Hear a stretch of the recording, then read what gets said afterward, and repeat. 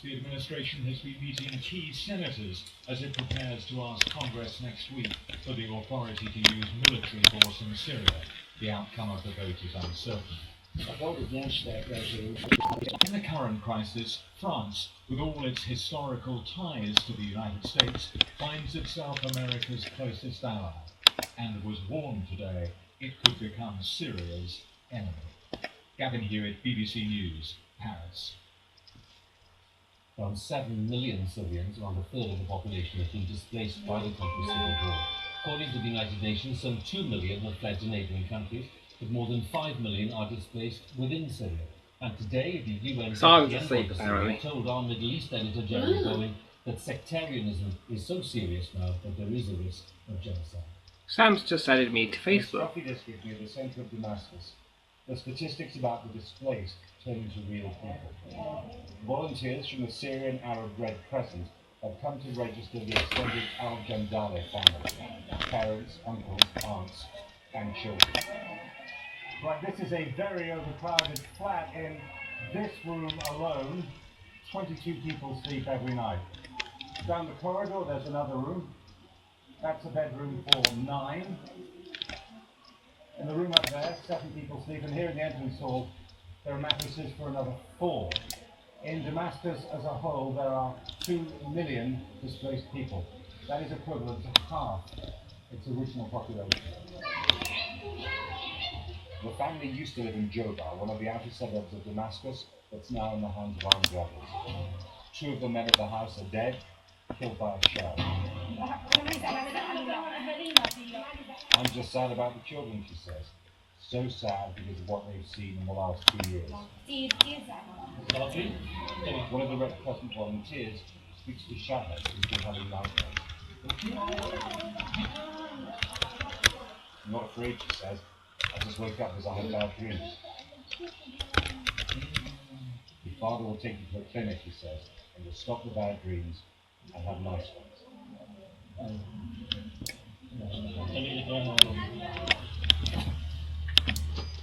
In Damascus, the Red Crescent say they get less than half of the supplies they need to support the displaced Syrians who become refugees in their own country. Donors aren't giving enough. The Syrians refuse that if they exchange the price of tomahawks, missiles, with food parcels and food items. Okay, a lot of food parcels. Yes. You need those. We need those. Of course we need those. People need those. Syrians used to need the Red Crescent just because of the fighting. But increasingly, people are being displaced, fearing for their lives because of who they are. Not only talking about the human community, but almost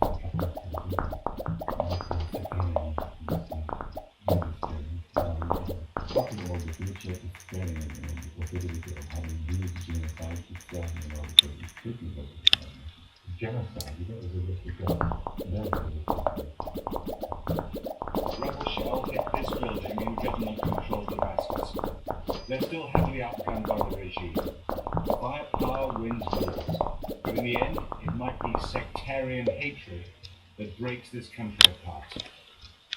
Jeremy Bowen, BBC News, Damascus. Well, for the latest on the debates in Washington, we'll be talking to our North America editor, Mark Mardan, in just 2 minutes. First, the latest from Westminster, our deputy political editor, James Landale. And James, is there any sign today that the government might rethink its position on another parliamentary vote? No, I don't think there is. I mean, there are clearly some MPs here at Westminster who are getting cold feet. They feel the government's gone too far as a result of last week's vote in appearing to rule out military action. For good, they are pressing for a rethink now that America is pausing, now that more intelligence is emerging. Most of the senior Conservatives, people like Liam Fox, Andrew Mitchell, the London Mayor Boris Johnson. There are some Labour figures like the Shadow Defence Secretary, Jim Murphy, who's sympathetic to this. But the government is absolutely adamant that it has no plans to revisit this to get Parliament to have another look at it. The Defence Secretary, Philip Hammond, and the Labour leadership now say that Parliament should only have another go at this if the circumstances change very significantly. Labour says that means, for example, if Al-Qaeda get their hands on some chemical weapons, or if there's a direct threat to British national security. In other words, the bar, the benchmark for military action is even higher than it was last week. Why? Well, because it's incredibly unpopular. A poll today for the BBC suggested that 71% of people in England, Scotland and Wales believe that what MPs did last week was the right thing to do. So I think any chance of the government reconsidering this, unless there's a massive change in circumstances, is very unlikely. Well, let's contrast that with the situation in Washington. Mark, let's turn to you. How do you assess the President's chances of getting approval from Congress? I think it's quite difficult. I think he's got a lot of work to do. Indeed, at the White House, they call it flooding the zone, talking to as many people, giving them as much detail, as much access to senior people as possible. And for some, that means seeing the President as John McCain did. And I think his answer was very revealing, both of the politician's dilemma and the White House tactic. He said that it would shred America's reputation in the world to vote no. So I put it to him, how on earth can somebody like you think about voting no? And he said doing too little was as bad as, was worse than doing nothing. But I think it shows the sort of agonies that they're going through. And we saw John Kerry talk to Democrats over the phone, and he said that this was America's Munich moment, comparing it even to the appeasement of Hitler if there was a no vote. We'll see more of this when John Kerry and the Secretary of Defence and also the Chief of Staff talks to a very important Senate committee tomorrow, and so we're going to see more of that argument. But the difficulty for the administration is that while there are a lot of politicians who think that President Obama hasn't done enough, and there are a lot who think he's threatening to do too much, there are very few who think he's got it right. Mark, thanks very much. Mark Mondale for us, then Washington, James Lando for us at Westminster. Now, the British firm Vodafone has completed one of the biggest deals in corporate history, selling its stake in the American mobile phone company, Verizon Wireless. In a rare interview, Vodafone's chief executive has defended the fact that the company won't pay any UK tax on the deal. It could deliver a boost to the British economy. Vodafone plans to return £54 billion to its shareholders, many of whom are indeed in the UK. Our business editor, Robert Peston, has the story. Mobile phones, my goodness, there's money to be made from them. Vodafone today sold its 45% stake in America's leading mobile phone business for an amount equal to the size of the Hungarian economy. This lean, cycling Italian, Vodafone's chief executive, clinched the near record-breaking deal over the weekend. How does that come together? That you said you would prefer to keep your stake in Verizon Wireless and enjoy the benefit of enormous dividends. What changed your mind? Well, I would say we got an offer that we thought was in the interest of our shareholders to accept. At the end of the day, it's as simple as this. Here are the mind-boggling statistics of this deal. £84 billion delivered to Vodafone in cash and shares. Of this, £54 billion handed to Vodafone's shareholders. A windfall for them of 112 pence for each of their shares. But does any of this matter for the rest of us? It's a major company in the FTSE, so the index itself is up. Sterling's had a benefit up to 156. And institutional investors, pension funds are going to go back into the market. Good for the private investor because of the good dividend yield. But the answer is definitely a boost to the economy. But Vodafone is no stranger to being criticised for not paying much corporation tax in Britain. Now, in 2010, your finance director and the told analysts that it would not be a good idea to sell all of your stake because there would be a big capital gains problem. There isn't a problem. Not paying anything about it. Was he just wrong?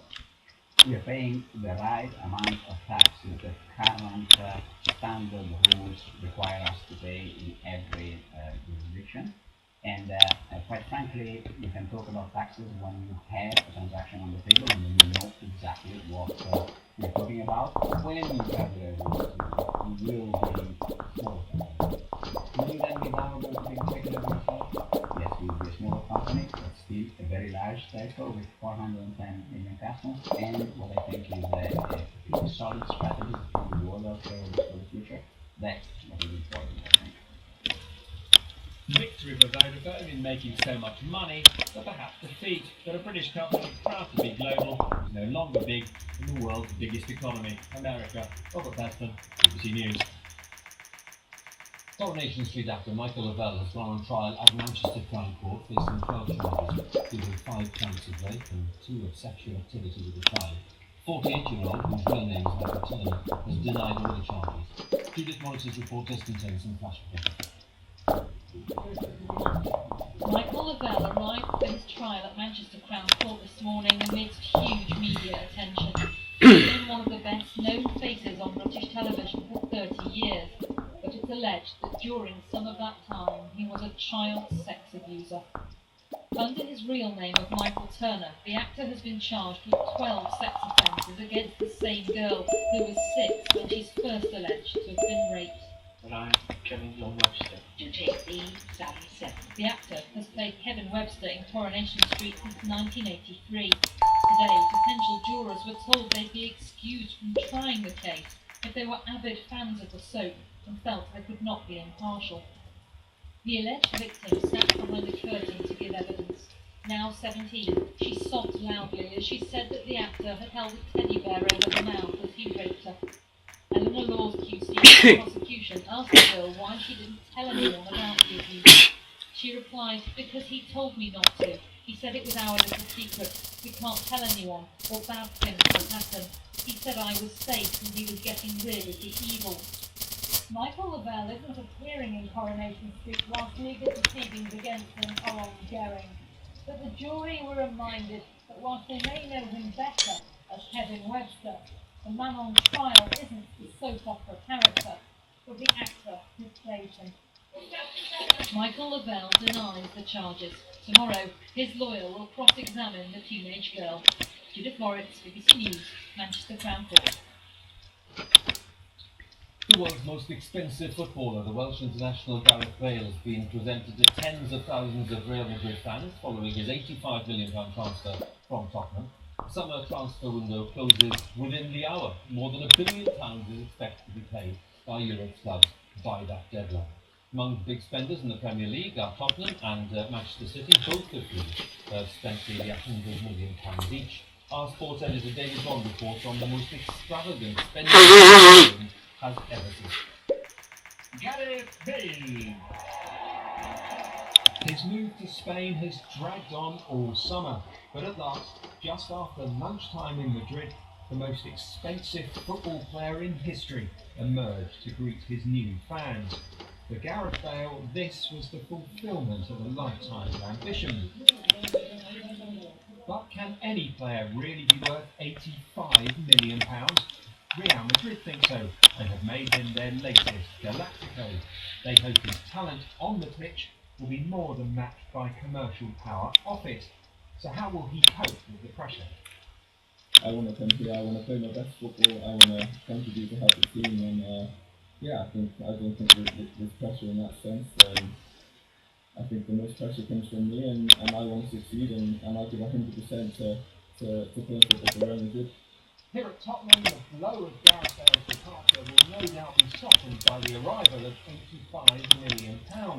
But even before that deal was completed, Spurs have spent £100 million on new talent, one of a handful of English clubs who have helped take transfer spending this summer to record-breaking levels. English clubs spent a total of £380 million during the same transfer window last year. This summer, though, more than £500 million has been spent by Premier League clubs. But it's not just here. In Europe, £1.2 billion has been spent by the top leagues in Italy, Spain, Germany and France. So what's fueling this spending spree? As ever, it's television, and the two-way battle between newcomers BT Sport and Sky, which has driven rights values to record levels. Cost controls are in place to restrict expenditure, but with the Premier League's new TV deal worth £5.5 billion, clubs are richer than ever. We're going to see the first summer transfer window with Premier League clubs spending over £600 million. We're pretty confident that's the number we're going to go through this time. So that's a reflection of the increased money in the game, some new TV contracts and so on. At a time of economic austerity, many might ask whether this type of spending in football is sustainable. But football has shown time and again that when it comes to money, it exists on another planet altogether. David Bond. The latest figures show that the amount of money distributed by banks and building societies as part of the government's funding for lending scheme has increased overall, but loans to small and medium businesses decreased. The scheme allows building societies and high street banks to borrow cheaply from the Bank of England in return for increasing lending to households and businesses. Most of the £1.6 billion lent between April and June was for mortgages. Teenagers in England who fail to achieve at least a grade C in English and Maths at GCSE will have to continue studying the subjects. It means that from today, hundreds of thousands of pupils will have to carry on with the subjects until the age of 18. Employers have warned that young people need to improve their literacy and numeracy skills. Our education correspondent Richard Chakrabarti has more details. Enrollment day at this big West London FE college. There are two big education changes in England today. All 17-year-olds now have to be in educational training, and any young person who didn't get a C or above in English and Maths will be required to go on studying them. What do the teenagers here think of that?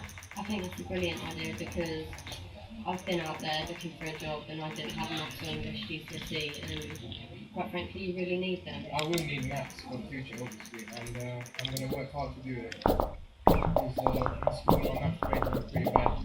College is supposed to be about one course that you really enjoy and excitement about it, but then when we hear about English and Maths it kind of like we need to be more motivated. This college already provides extra English and Maths to improve students' grades, but the Vice Principal says there's a real shortage of Maths teachers. Traditionally, it's been very difficult to find the teachers. Actually, as we get into college anyway, they actually to find them is actually very hard. And to entice them to come to college is very difficult. Teenagers who struggle with maths or English might worry that they'll now have to sit more exams, but ministers say that's not the case, arguing this is all about improving skills and making young people more employable. The figures for 19 They will have to sit no more exams, but they fail though, won't they? Thousands left school at 16 without getting a C grade in English and Maths. Only around 20% of these pupils continued studying English and Maths.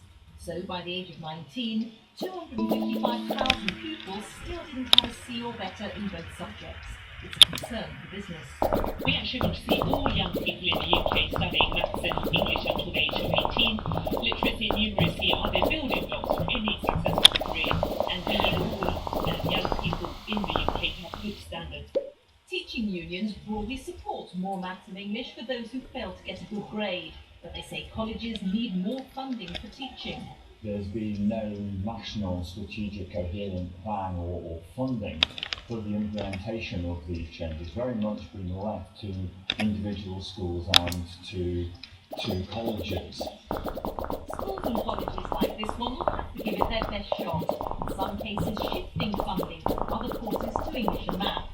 Ministers hope this emphasis on basic skills will boost a young person's life chances after they leave education.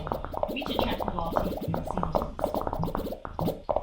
Funerals taking place in Dublin of the poet and Nobel laureate Seamus Heaney last week.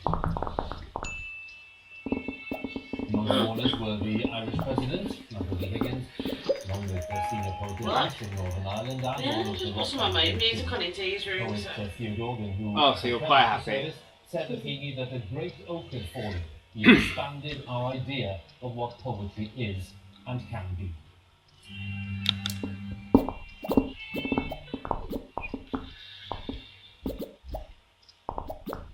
The actor and broadcaster David Jacobs, who became one of Britain's most popular radio and television presenters in a career that spanned 60 years, has died. He was 87.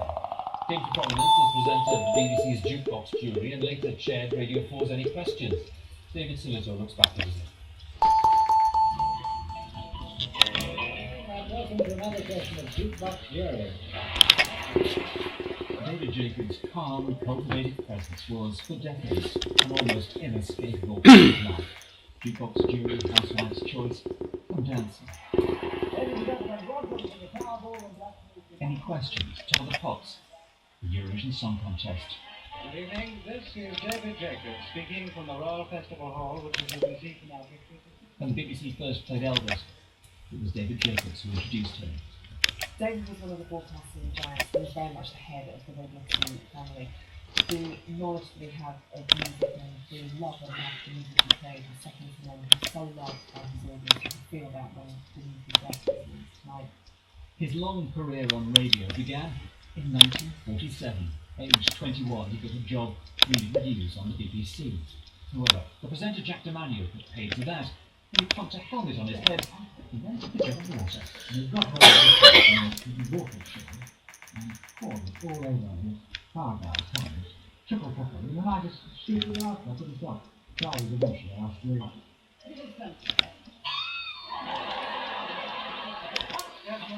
It didn't stop his career though, from this cameo on Some Mothers to Adam to What's My Line, to his great love playing what he called our kind of music, which was gentle, a little formal, definitely old-fashioned, but always warm. A pretty good description of David Jacobs himself. His final broadcast was only a few weeks ago.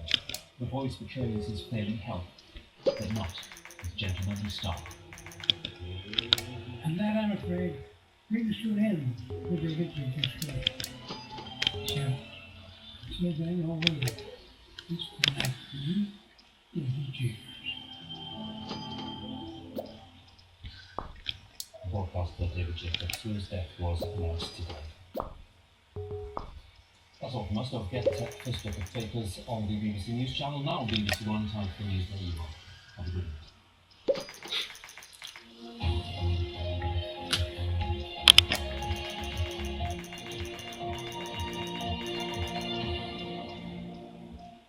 Good evening. The Coronation Street actor Michael Lavelle, who's accused of raping a young girl, is alleged to have told her it's our little secret. Mr. Lavelle, who plays Kevin Webster in the TV soap, denied 12 charges when he went on trial today. His alleged victim says she was 6 years old when the abuse began. Skip Flinders was in court. And I, Kevin Webster, to take the Sally 7. His is one of the most famous faces on television. He's Michael Lavelle, real name Michael Turner, but best known as Kevin Webster, the car mechanic in Coronation Street.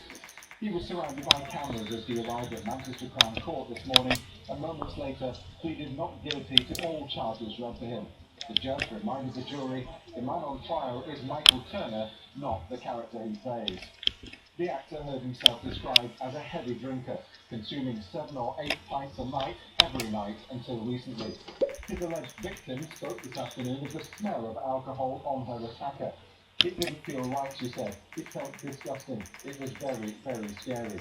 She said he told her, I'd never do anything to hurt you. It's getting rid of all the evil. It's our little secret. Mr. Lavelle listened intently as she claimed he'd put a teddy bear over her mouth in one attack to stop her saying anything. Afterwards, she said, he kissed her on the cheek and left. I felt I'd done something wrong, she said. It made me feel I was a bad person, but I wasn't. When Michael Lavelle was arrested, he told the police his accuser was a fantasist and attention seeker. He won't be appearing in Coronation Street for the duration of the trial. Michael Lavelle will make his case later in the trial. Tomorrow, his barrister will cross-examine his alleged victim. Stuart Flinders, BBC Northwest Tonight, Manchester Crown Court.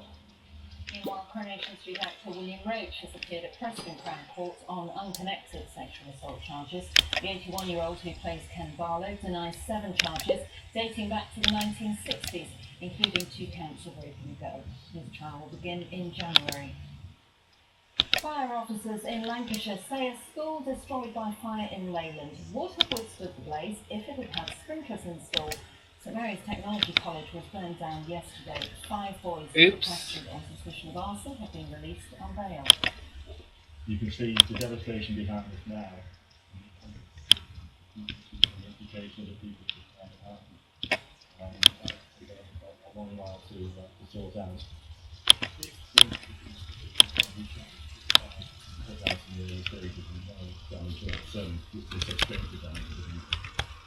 Cumbria's temporary Chief Constable Stuart Hyde will retire from the force at the end of this year.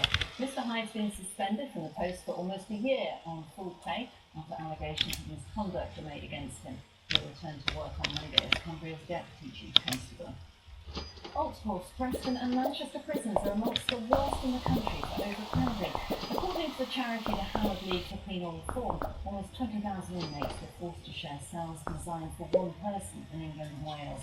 The Ministry of Justice insists prisoners are treated humanely. Police have released CCTV images of a man they want to speak to in connection with crowd trouble at the Preston versus Blackpool match last month. At the end of the match, a steward was injured after being trampled by a police force. Officers want to question this man in connection with the incident.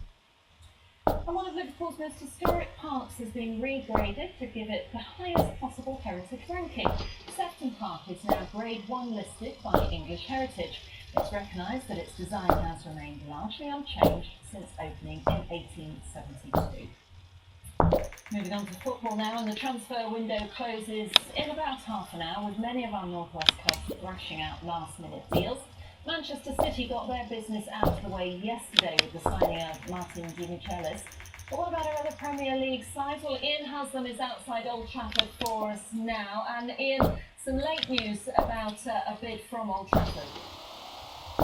Late news indeed, Annabelle. Tonight that football goes a little bit crazy with many last-minute deals done. Manchester United have been trying to get a couple in on this transfer deadline day. I can tell you tonight that one of those appears to have fallen through, the signing of Atletico Bilbao midfielder Ander Herrera, the Spanish midfielder. United had met the buyout clause of €36 million, but we understand for whatever reason that deal has now collapsed. What about the summer's longest running transfer saga, that of Mauro Ancelini? Will he or won't he arrive at Old Trafford from Everton? Well, at tea time in North West tonight, I would have said a definite, but now it's looking more like a possible. We're all very in the mix at the moment. Fellaini's been at Everton's training ground this evening, Ian, so it does seem that he at least wants to push through a move at this late stage. Yeah, it seems he's put in a transfer request in a bid to, as you say, make this move happen. A desperate bid probably from this point of view, with time running out. But as we understand, no deal has been agreed between the two clubs. So now it's a race against time for not just United, but also Everton. We understand that they're in for the Chelsea striker Romelu Lukaku. Again, no confirmation of the deal's been agreed there yet.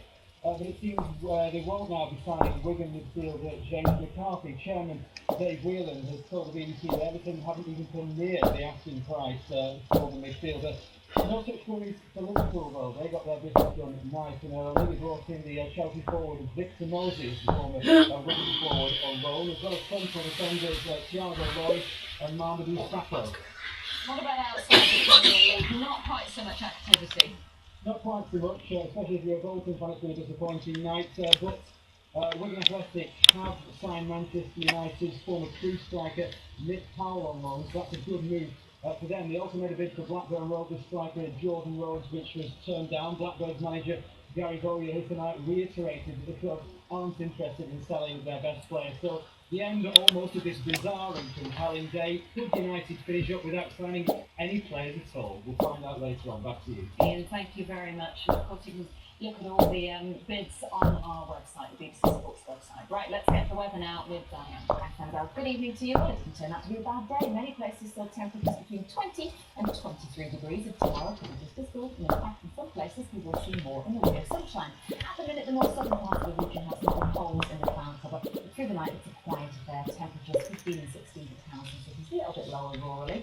Tomorrow's dead straightforward. The wind is lighter than it was through the day today, so it's going to feel a lot better if you're out and about.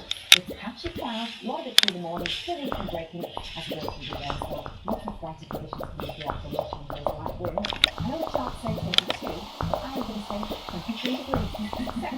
We'll go with what you say. And thank you very much. That's it from all of us here. Have a good night. Bye-bye.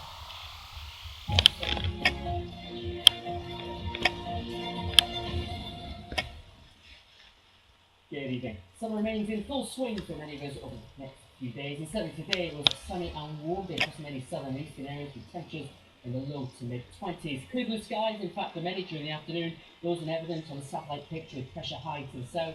But it did mean westerly winds coming up the Atlantic did bring a bit of moisture, and that transferred into low cloud, West Wales, northern parts of England, and more especially across western Scotland. Now, across Scotland, we saw a good example of fern effect during the afternoon. On the west coast, in the sky, 16 degrees, grey clouds, outbreaks of rain. Those westerly winds rose over the mountains and dipped down. They dried out, the sunshine came out, and the air was that bit warmer, 25 degrees in Aberdeen. And that split to a certain degree will be with us tomorrow. High pressure certainly in charge tonight for the southern areas. Edge a little bit further northwards, and that will ease off some of the rain in the northwest that we see to start the night. The winds light and south and mist and fog. spot patches, but they should clear, and for many tomorrow will be a day of sunny spells and warm once again. We start, in fact, with quite a warm note for early September. Temperatures for many in the low to mid-teens. A bit cool in the countryside, particularly across the southwest parts of Wales. And it's here.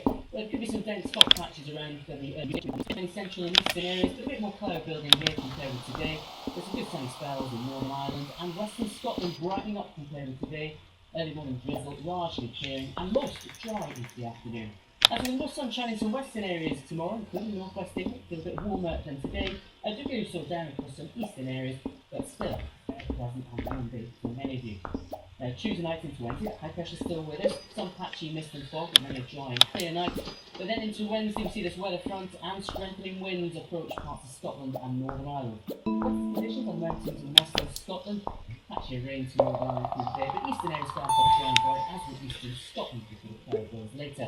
England and Wales, early morning mist and fog clears, long spells of sunshine, and a very warm day. Temperatures central and eastern areas around 25 to 28 degrees, 28 to 82 in Fahrenheit. By Thursday, the wetter weather from Scotland will land, pushes into northern England and also across Northern Ireland. The front of weekly feature, patchy rain, but a drop in temperature here. Fresh bit right to Scotland and Northern Ireland, 1 or 2 showers, then a hot day in the southeast tonight. Could hit 31. Big change though here by Friday. You can see for yourself with our forecast and Wednesday. All the last minute deals on transfer deadline day. Football Focus follows next. Energy. Do we take it for granted? With our consumption steadily growing, exactly how will we keep the lights on? BBC Radio 5 Live's Energy Day will explore and debate the future of energy in the UK. Energy Day, all day Thursday on BBC Radio 5 Live.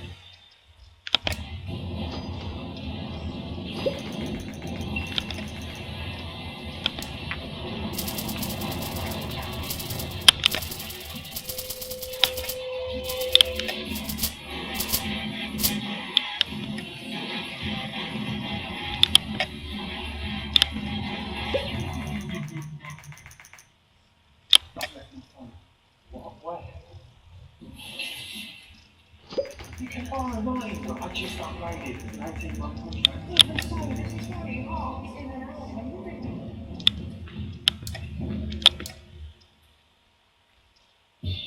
What do you think, you're a big man? You can do what you want. This deal has a few details on it, so we'll have. This is what he wants, Max. To roll you down to your skin. Oh, Max. You know you've done. You just don't rise to it. I'll tell you. What was that? You remarked that? Business. What are you going to do? Carry us through to the bitter end? Bitter end. Sounds good to me. Alright, let's do this, shall we? EastEnders, tomorrow at 7:30 on BBC One. The transfer window may be closing, but the BBC Sports app is always open. It has all the breaking news, gossip and analysis. Plus, you can listen to Radio 5 Live, wherever you are, whatever you're doing. The BBC Sports app, available for download now.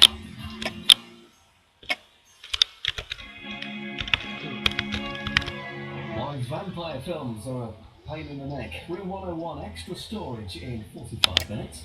So who's going where with the deadline just 23 minutes away? It's a special Football Focus BBC One with Dan Walker.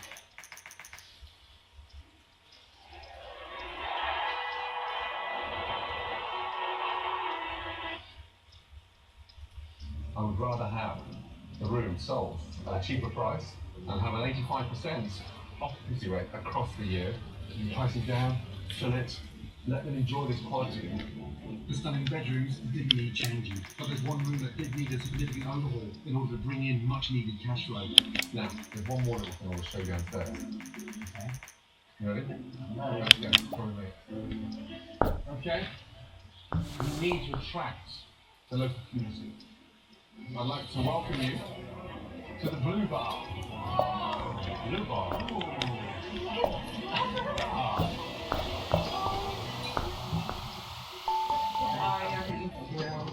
The best new local bar in Windsor. Fantastic. Walk in and see the people sitting there and the games on the tables and the beautiful drinks. It was very emotional. I loved it. The Blue Bar is exactly what the town of Windsor, Vermont and Juniper Hill Inn need. I'm hoping you'll be popular. especially on a day like today, when the inn hosts its first ever Sunday lunch service. The staff are all getting ready for the arrival of their lunch guests. 5, 6, 7, 8. They got 4 tables each. But while everybody else is busy, Ari seems lost and needs reminding of his role here at the inn. I'm here. Oh, jeez. Right. Had to go the other way. Are you in? Are you out? Are you doing the checks? What are you doing? I was checking in with people. You're checking. I thought that was the brochure. I thought you were checking people. You want to check them in and take them up? That'll be great. Mr. Klein, just 2 seconds. I'm just on. Would you continue that? Of course. I thought you were going to need to find somebody else to look on. I thought you would be back in the house.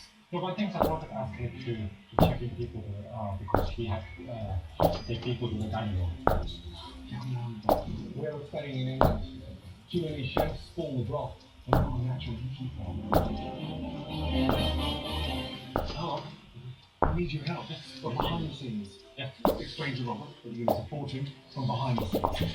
Please. I think I can finally got it. I understand that I'm not the to his friends.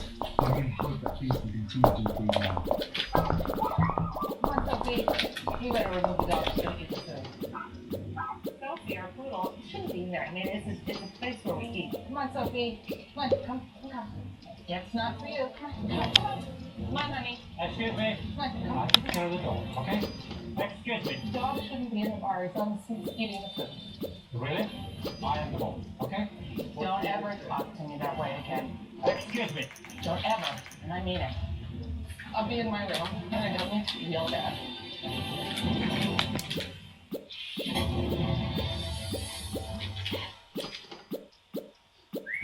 Love your home with home base.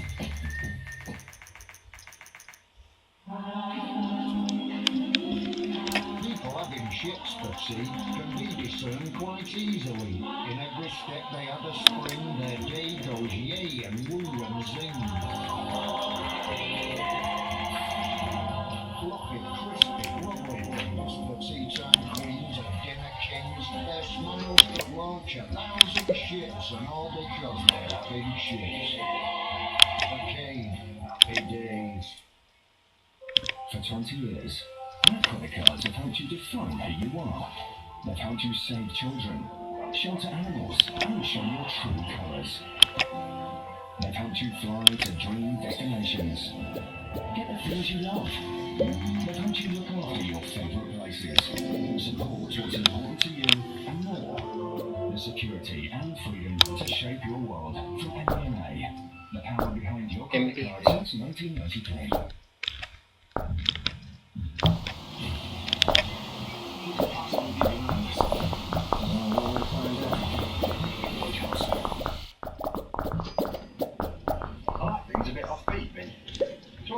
First hour. Afternoon.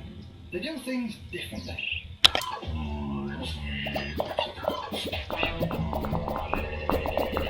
Terrifies the local cat family. They're not into automated recording malarkey. You get through to a friendly human who just gets things sorted. First hour. You're expecting back. Airwaves is now in a bottle. So you can always keep that cake handy. I love the way it turns out into a touring car, and yet there's no way you can actually move the thing if it's stuck.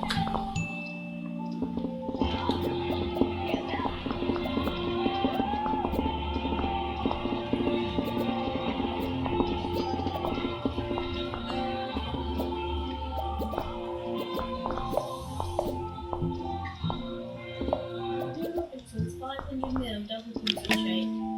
Of the size, lasts just as long. When I'm reading a book, I'm oblivious to everything else around me. Sometimes I imagine myself as the character in the book.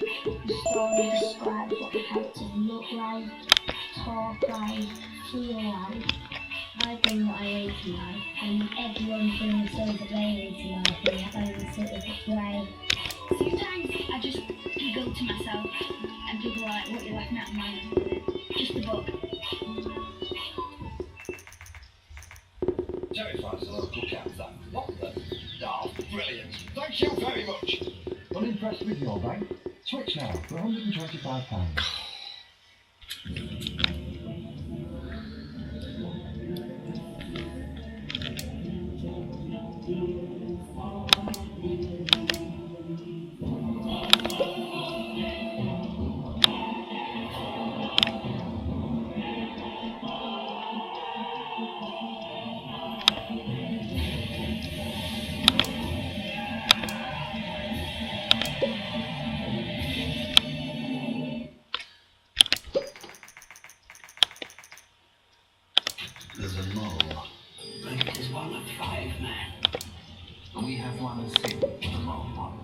the mother of all secrets. And a rotten apple too. But we have to find it. The network premiere of Tinker Tailor Soldier Spy. Sunday at 9 on Channel 4. Love your home with Home Base.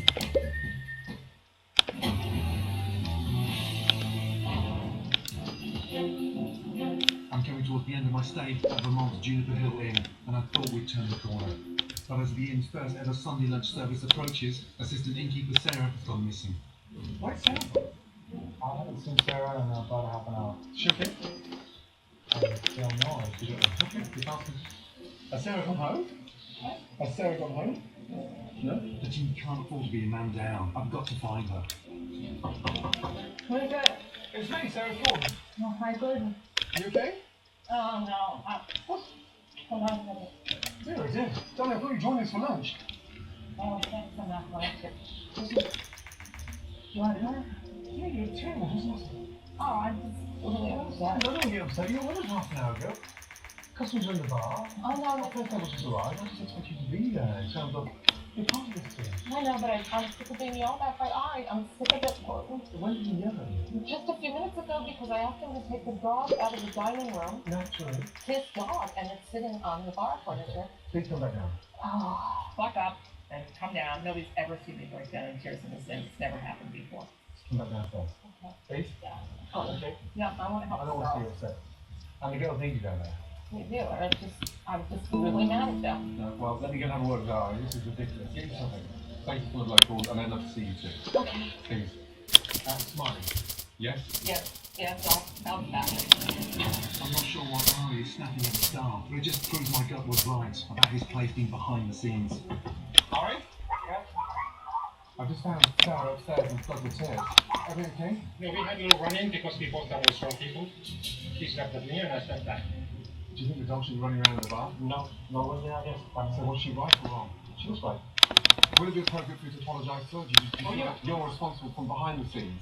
Is there any way we could just, for this first Sunday lunch, try to keep the team together? Okay. I think Ari's heart is in the right place, but his tone is all wrong for an innkeeper. He needs to be the power behind the throne. I'm sure this will be one of the busiest days yet at Juniper Hill Inn.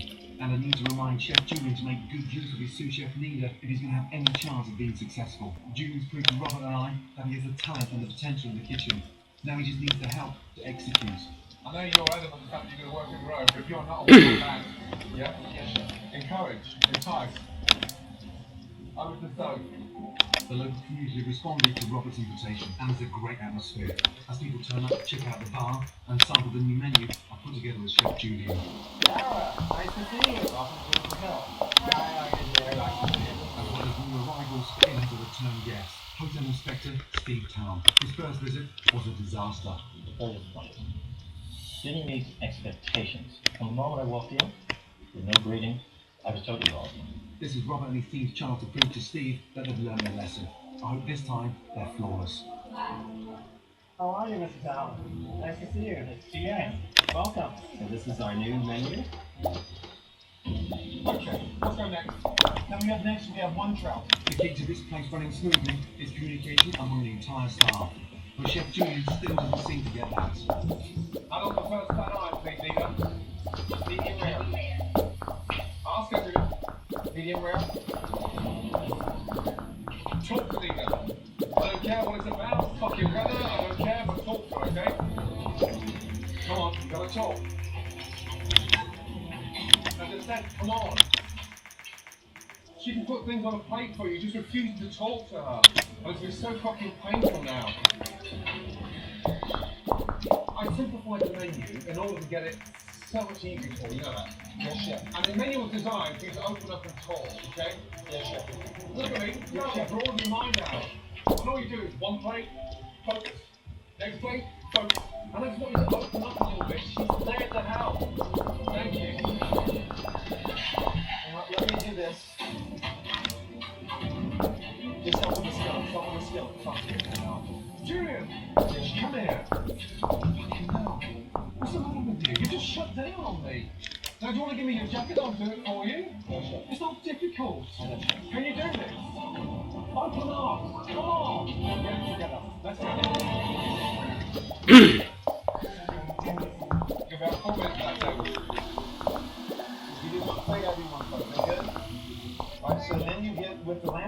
and you get some lamb glaze, which is right here. Julian, nice, much better. Look at me, much better. Yes, chef. Good. How's everybody out there? Check out. Wow. The locals are definitely noticing a change here. It was wonderful. It's very good. I'm very surprised. Time to see if the hotel inspector has too. Just mention. Any changes? It sounds like nothing at all. What's the extra small temple? The total has signs everywhere.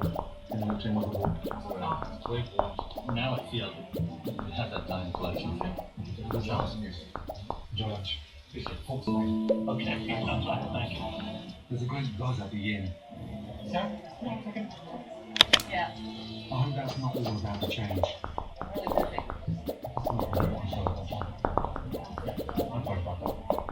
I mean, I'm trying to help her, and you're smelling me off.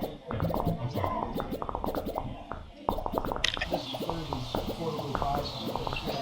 And it's nice to know a nice place to send people to get a drink and lunch and everything, and that's hard to area, so that's great. Robert and I's communication has improved by leaps and bounds since I've been at the inn. But actions speak louder than words, and I think Robert is starting to understand that. That I really appreciate all the extra effort. Not just this week, but the entire time you've been here. And this is your paycheck. I don't know if you know you need it. We wish we had more. We put $100 extra, just so you have a little bit extra, because we really do appreciate it.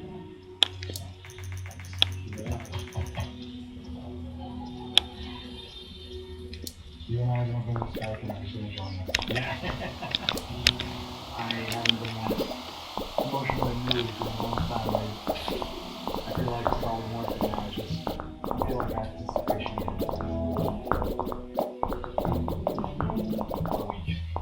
I think this business is on the road to recovery, and Robert and his team that are in the background can really make the place work, because once the local invest in this place, the work is spent big time.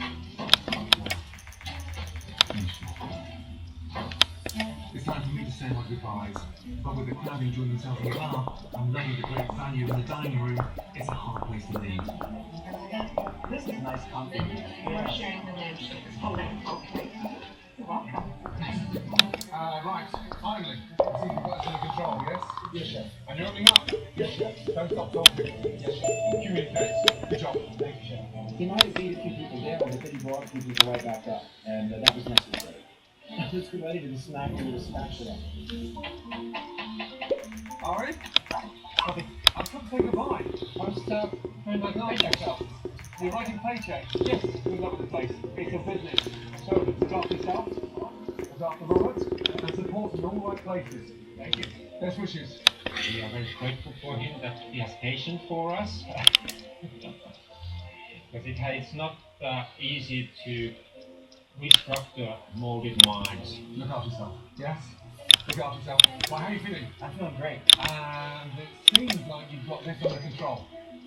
I'm going to keep that. Well, the staff doing the job, the bar's functioning, the dining room's functioning, kitchen's functioning. That's good, that's beautiful. Ari's in the RV. And there are people. And they seem to be having a good time. You're on the track now. We're on track.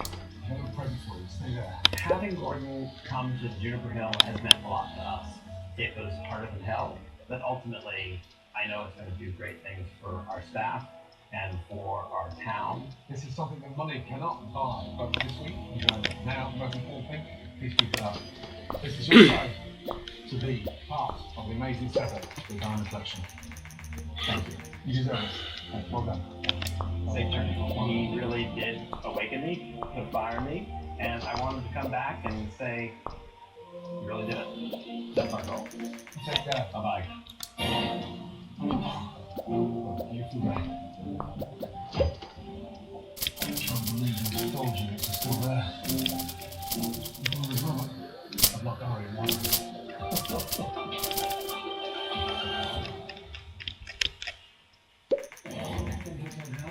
I head to Pennsylvania. Who's the new owner? I want.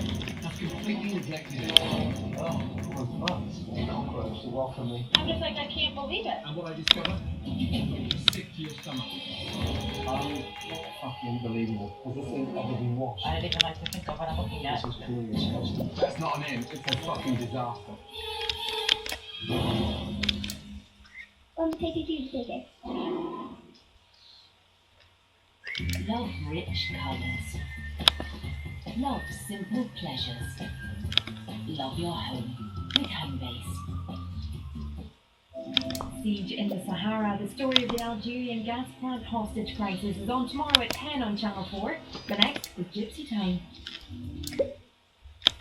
Hello, I'm Adam Hills, and this is an official announcement. The Mayor of London, Boris Johnson, will be joining us on the Last League Cup to answer the big questions and talk about the big stories. So send us your Is It OKs for him to answer. Wednesday, live at 10.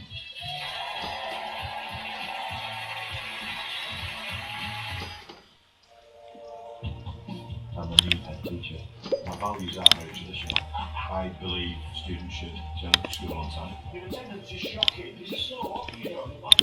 Be nice to them. I actually hear we got a monster. Yeah, she's don't break the rules. Every day almost, someone rails against that mission. It's about teaching them how to become young adults. These ones here. On the left is not yours. Can only say, working in this place is like extreme Brand new series, Educating Yorkshire, starts Thursday at 9 on 4. Have you done it before? No. Probably a little bit crazy. A brand new series of Grand Designs is back. It's the cusp of making a long-time dream real. Brand new dreams. Really interesting how to approach the bad, isn't it? Brand new nomads. There's no joke to think What's you now? Brand new Grand Designs. Wow. Be inspired to build your dreams. Don't lose your nerve. The new series of Grand Designs starts Wednesday night on 4. Now on 4, in a change to some listings, does the north-south divide affect the big dresses and the drink on St. Paddy's Day? With strong language, we get a little taste of the love of the Irish for special big fat gypsy weddings.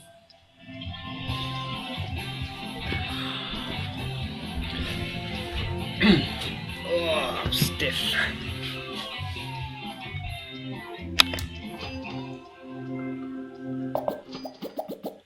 Although there are still almost 30,000 travellers living in Ireland, over the years, increasing numbers have been leaving to set up new communities in England. Many of this generation have never set foot on the Emperor Isle, but they are still proudly and unmistakably Irish.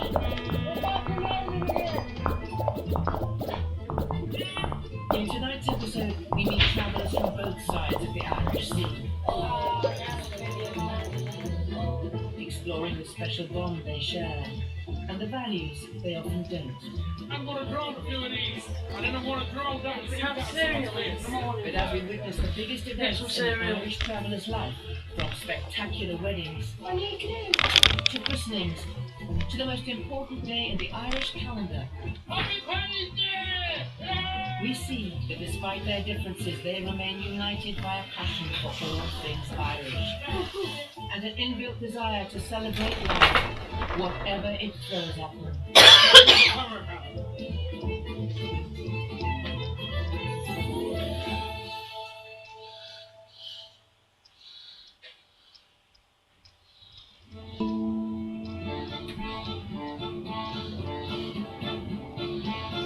It's thought there are now 15,000 Irish travellers living in England, and nearly twice as many who've remained in Ireland.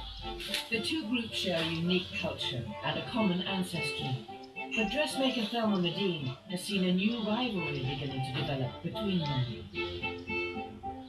There is quite a lot of differences when you speak to the girls who come from Ireland, and a little bit of bias on both sides. Oh, it's her again. It's not like slagging them, it's a little bit of one-upmanship.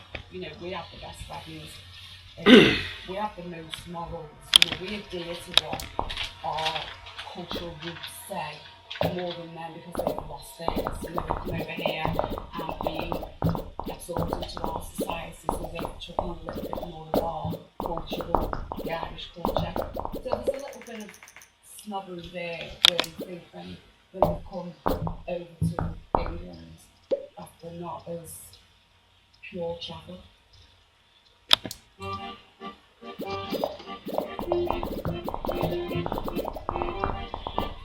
Irish travellers first started to arrive in England over 150 years ago, looking for food and work after the potato famine. Many settled permanently, but their descendants have remained a fiercely independent community, rarely mixing with the outside world, an isolated Irish bubble with a distinctive Irish identity.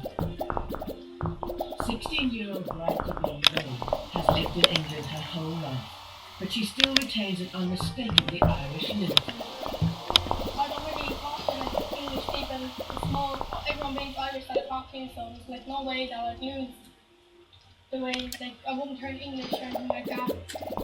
I'd never lose my accent. Lolly is currently planning a lavish wedding to fellow Irish traveller Martin. Having grown up in a house, once wed, she will make this small caravan her marital home. It's different to a house where everything being on top of each other. We're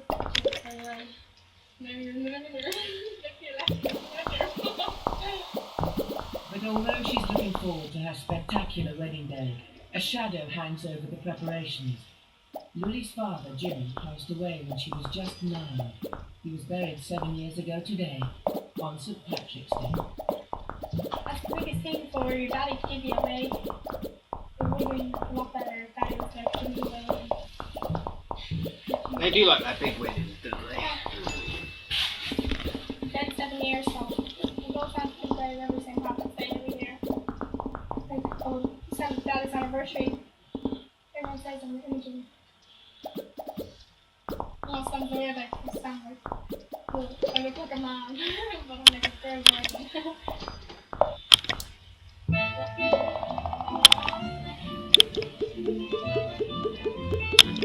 The family have travelled to her father's grave on St. Patrick's Day ever since he passed away.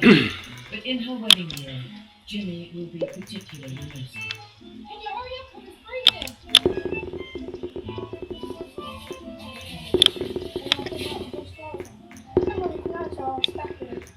It's just important to us in being aesthetic.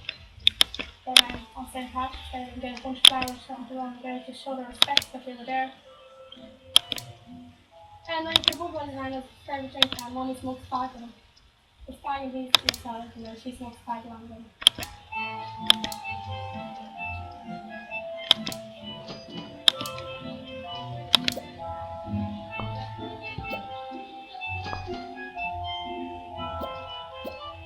While Lily and her family spend St. Patrick's Day in mourning, in Ireland, it's a day of festivity. The entire country coming out to celebrate. Not just in Ireland, is it? It's in America But as well. even here in their country of origin, Irish travellers are a tiny minority, living on the very fringes of society, outsiders in their own homeland. The Joyces of most have lived in Central Ireland for generations. Head of the family, Joe, is a legendary bare-knuckle boxer, once known as the King of the Irish Travellers.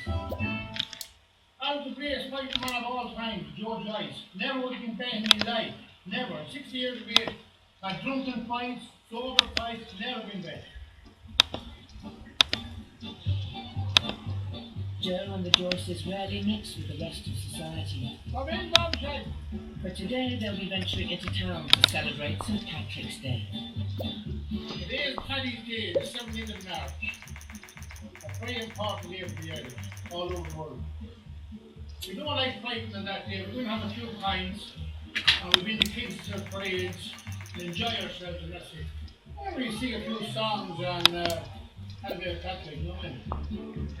Happy Paddy's Day! Yay! Travelling families in Ireland are often large, but the Joyces are a particularly spectacular group.